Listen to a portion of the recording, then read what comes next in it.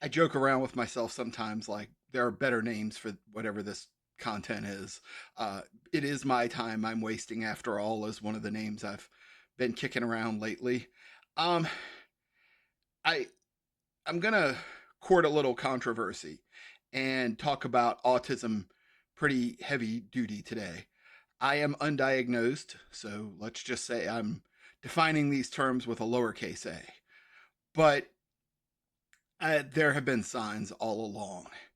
And one of the bigger signs I usually point to involves the Lloyd C. Bird class of 1983, or I did not graduate in 1983. I was a freshman, but that was the school year, the 82-83 school year. And I was a very shy kid. Always was, no real explanation for it. And I'm kind of putting my high school on notice because they did something that is still confusing to me to this very day. So you have to understand this is the 1980s, which means I'm a kid of the late 60s. And back then, words like autism often went with a very different definition than they have today. And I imagine that were that word ever said to my parents, either one of them, there would have been a lot of concern because, again, autism meant something very different back then. And so I wasn't the amount of spectrum that I'm on, or the part of the spectrum that I'm on, doesn't necessarily preclude me from being completely incommunicative, but it's always been kind of, assumed introversion. I just don't, I'm not comfortable talking about myself. And so some of the hiding behind this stupid AI thing is that. Again, going back to my high school, my first high school, at that point, I had moved 7 times in 8 years or something like that. I was just trying to do the quick math on that one. Ultimately, I ended up moving 8 times total over 11 years, going to 8 different schools in the process. That was divorce in the 1970s. And that was a single mom in the 1970s doing what she could to get her kids the best she could for them. And I would imagine that when school counselors and school attendants were calling her asking for these consultations, and I do remember a number of these consultations, they there was always sort of like, what do we do with this? um I was generally a pretty good learner, but a shitty student. And there were a lot of reasons for that. There was the social stuff. I didn't fit in well with the rest of the class.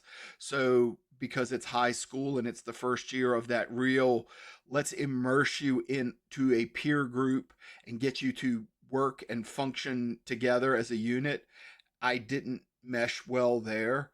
And they decided this particular school year, I don't remember when during the school year, but they gathered together 8 of us, and they put us in what they called a shyness awareness class.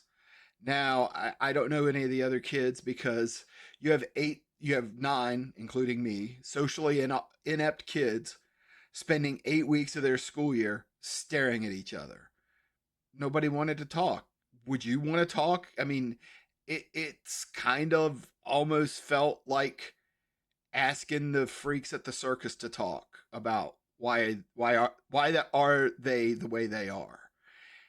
It was awkward, and I carry it around still to this day, 30 some 40 some years later. It freaked me out. I mean, it's fucked up, right? I mean, you can't understand this thing, so let's just put it on display and see if we can analyze it. I mean, that's kind of messed up. And I think part of my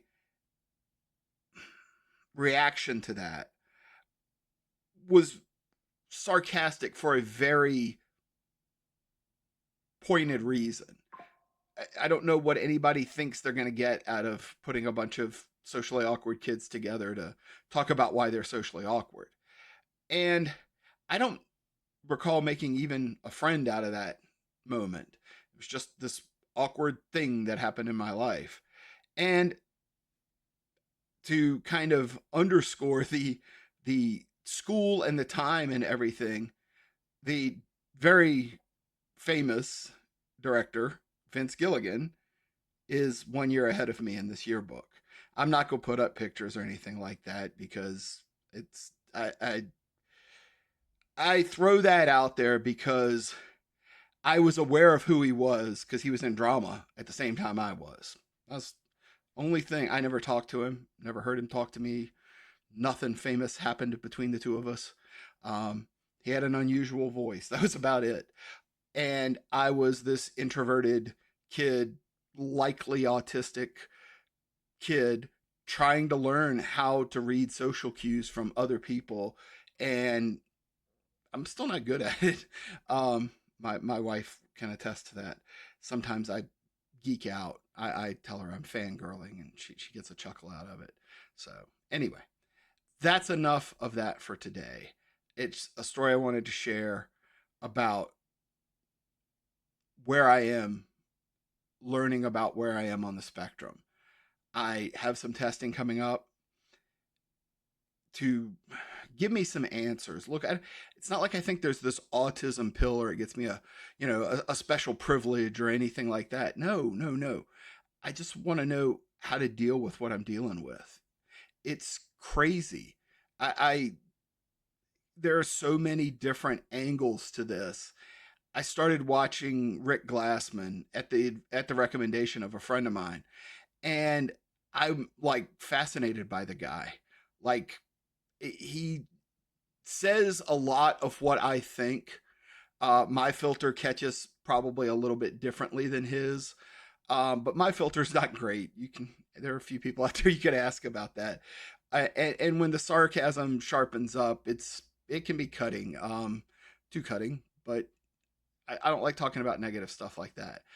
I like that I'm getting to grips with knowing that I've got anxiety in my voice. Like right now, I can tell you, I can hear it, and I'm trying to fix stuff like that. And maybe it gets me to the point where I'm more comfortable with some things, but for now, this is as far as I can handle. So, thanks as always for listening. Take care.